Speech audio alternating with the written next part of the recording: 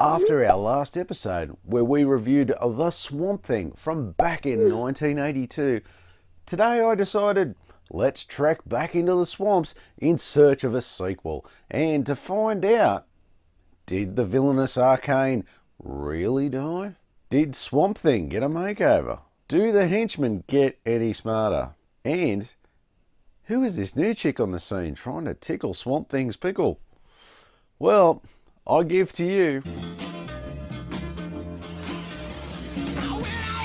This superhero film was written by Neil Cuthbert and Grant Morris, with it being directed by Jim Wynorski, and comes in at a quick 88 minutes.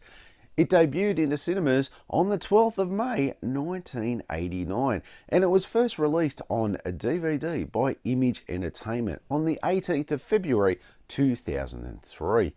It was later released in a Blu-ray DVD combo pack by MVD Entertainment Group on the 8th of May 2018, and on the 7th of February 2003, Lightyear Entertainment released the 4K HD edition. This sequel follows on from the first movie with the evil Dr. Arcane, who has been resurrected after his death from the first movie, finds himself back in the Florida swamps with a diabolical plan to use a genetic serum to achieve immortality.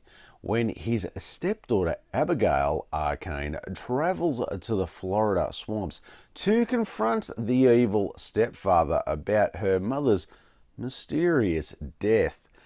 Driven by his malevolent intentions, Dr. Arcane tries to use his stepdaughter Abby in his genetic experiments until she is rescued by the Swamp Thing, and setting the stage for Swamp Thing to protect Abby and to stop Dr. Arcane from completing his evil plan. What's wrong with another evil plan? As far as the script goes, while not groundbreaking at any stretch, it serves its purpose by providing a platform for our quirky characters and our titular hero to swing for the fences in a very B-movie way.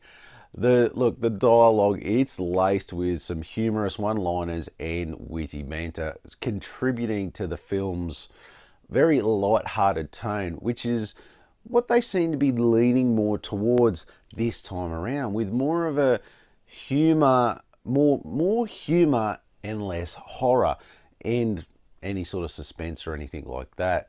With Wynorski at the helm, it goes hard into that unabashed embrace of its B-movie roots, and it revels in its own campiness.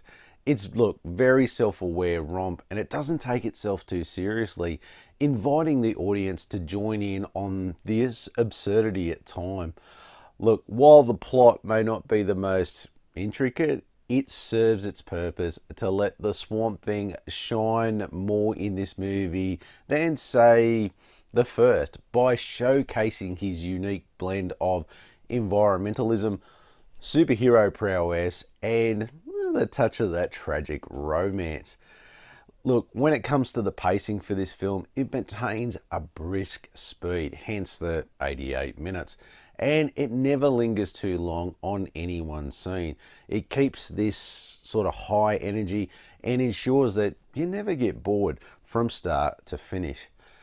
While it may not be a cinematic masterpiece, it definitely sits in that era of quirky superhero films from the 80s. And with that, I'm going to give it a 19 out of 30. You must have had a very hectic day.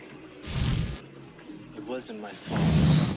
As like the first movie, this film is not a straight-up adaptation of any comic book storyline that I could find in my research. And they try here to, trust me, they try to capture the essence of the comic book characters' source material, but they lean hard into the realms of comedy over horror, and it kind of misses the mark for me. On sort of getting that character right, if you know what I mean. But I have to say, the costume is it's on point this time, and it looks fantastic. Not only making him look like he's this living, breathing swamp, but he looks like a very sort of hulking presence on camera too, which really captures the real essence of that character with his monstrous build, but his real quiet and sort of caring nature inside. Such a great personality. Now, if we look at the cast, other than, I suppose, our lead actors, there's no one really here of any sort of reasonable note. But I can't really put anyone at fault. Everyone did a pretty solid performance all the way through.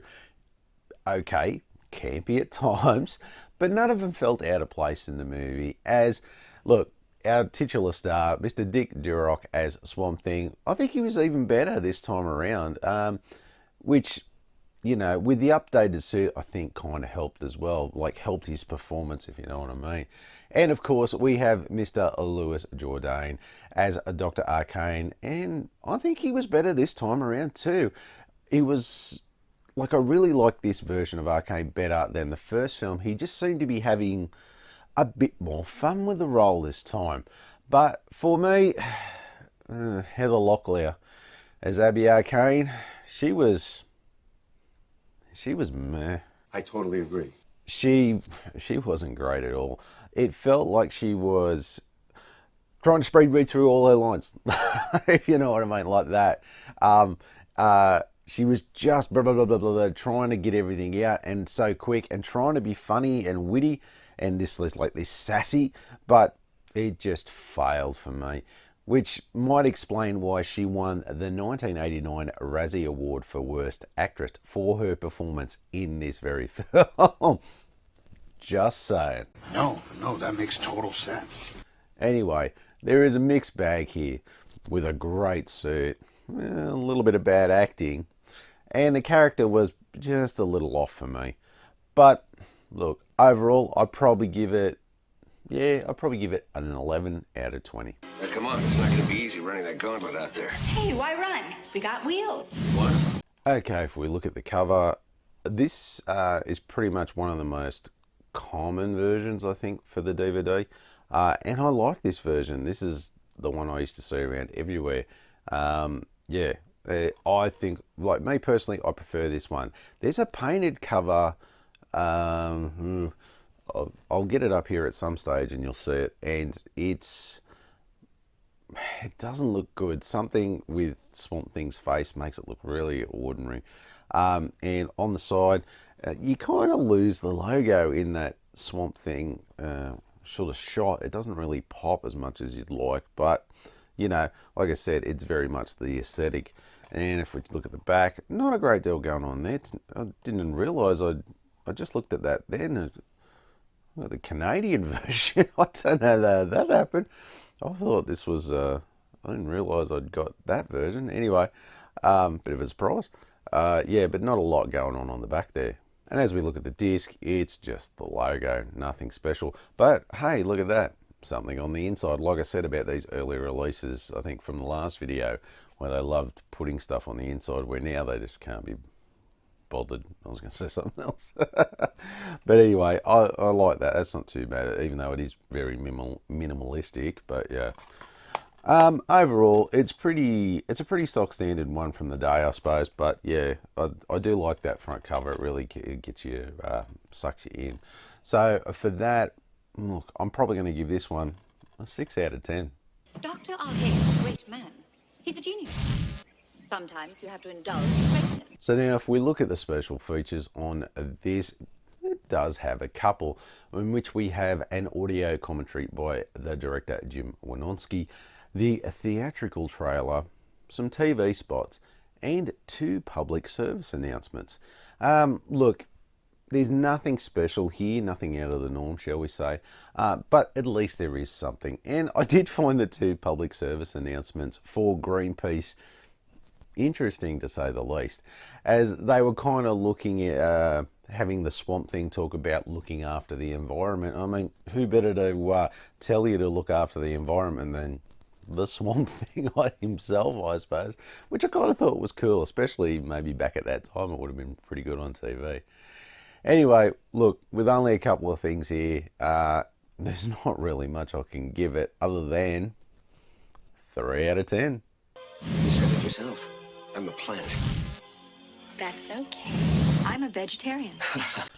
Okay, as we bring up the Rotten Tomatoes scorecard, as you can see, the critics, they came in at 44%, while the audience score was 54%. Yeah, this is probably where I could see these scores. Very middle of the range. You see, it's funny, you really have people either liking it for its B-grade campiness, or you've got the other camp who are like, they're not loving it for its B-grade campiness, if you know what I mean. And look, I'm probably more on the I love it for its campiness. So with that, if we round it up, we're going to get a score of 5 out of 10. For a picture of Bigfoot? Yeah, but Bigfoot's more famous than this guy. For me, this movie was just like, oh God, it was just like 1,000 other movies I watched back in the late 80s and early 90s that I used to go down to my local video store and rent out when I was a teenager. And as much as I loved them back in the day, I really did enjoy this film. Look, and it's not for its great script or outstanding acting, that's for sure, but it's for its old school campy fun and its action. Now, this is a very different version of Swamp Thing from the first movie, that's for sure. Very much more on the campy superhero side of things this time around than the tortured soul from the first one, but it works well for this B-grade movie. And look, I actually enjoyed Durok's take on the character, even though himself said he wasn't happy with it from what I've read on the internet.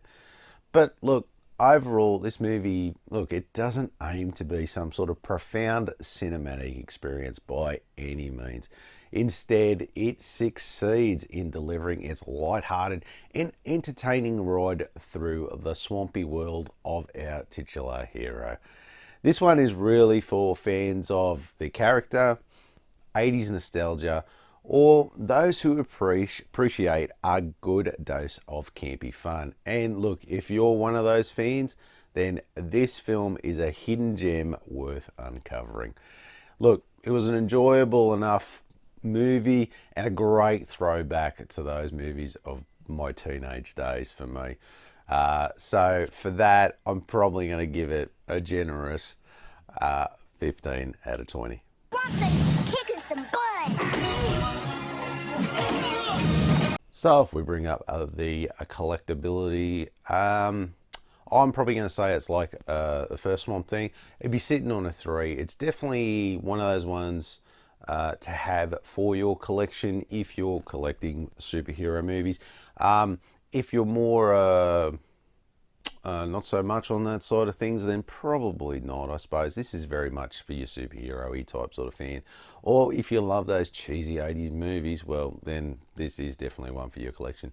And as far as availability goes, this is definitely on the 2 side. There are still heaps of versions out there of the DVD, and especially with the new releases of the Blu-ray and 4K, not hard to pick them up on eBay or some of your usual retail outlets. The average price you are looking at is somewhere between the $15 to $32 mark for a DVD, but if you're looking to go for the Blu-ray, you are looking at somewhere between the $28 to $46 mark. But of course, if you're going to go that high end and go the 4K HD, then you are looking at somewhere between $35 and $49 as of this video. Now, for the final score, we get a grand total of 52 out of 100. So, yeah, look, that's very middle of the road, which is not too bad for this good old 80s campy throwback to a time when superhero movies were more about the quirky and less about the fantastic. Thought it was kind of weird. So, if you like this video, you want to see some more of my reviews, why don't you click that one there? Oh, maybe you want to see some of my collection updates. Got you covered too. Why don't you click that one there? And of course, don't forget to do the most important thing. Throw me a bat like, and don't forget to hit that subscription button on the way out. Thanks again for watching, and I'll see you next time.